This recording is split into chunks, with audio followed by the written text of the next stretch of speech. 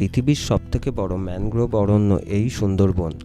আপনি কি জানেন এটি 10,277 স্কোয়ার কিলোমিটার এরিয়া জুড়ে অবস্থিত।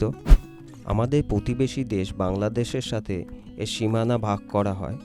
বাংলাদেশে রয়েছে 58.55% এবং ভারতবর্ষে রয়েছে 41.45%।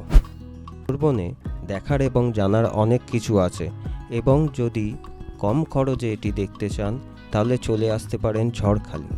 ঝড়খালিতে একটি পার্ক রয়েছে, সেইখানে আপনি পেয়ে যাবেন বিভিন্ন ধরনের প্রাণী এবং পাখি, বাঘ, কুমির এবং হরিণের দেখা তো আপনি পাবেনই, সাথে বিভিন্ন রকমের পাখিও দেখতে পারেন।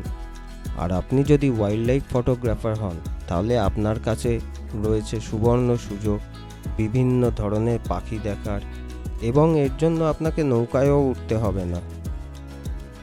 শহরে কর্মব্যস্ত জীবন থেকে একঘেয়েমি কাটাতে চলেই আসতে পারেন সুন্দরবন ওয়াইল্ড অ্যানিম্যাল পার্ক ঝড়খালিতে।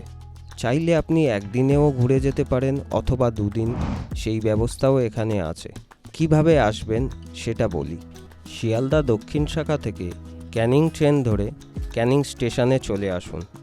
তারপর এখান থেকে ঝড়খালি যাওয়ার বাস ধরে সোজা ঝড়খালি বাজার, সেখান থেকে আপনি পেয়ে যাবেন পার্কে যাওয়ার অটো বা টোটো। 10 মিনিটের মতো সময় লাগবে, আপনি পার্কে পৌঁছে যাবেন। পার্কের আশেপাশের পরিবেশ, পার্কের প্রবেশ মূল্য এবং নদীতে ঘোরার বোট ভাড়া, এই সব বিস্তারিত জানতে ডেসক্রিপশানে দেওয়া লিঙ্ক থেকে আপনারা পুরো ভিডিওটা দেখতে পারেন।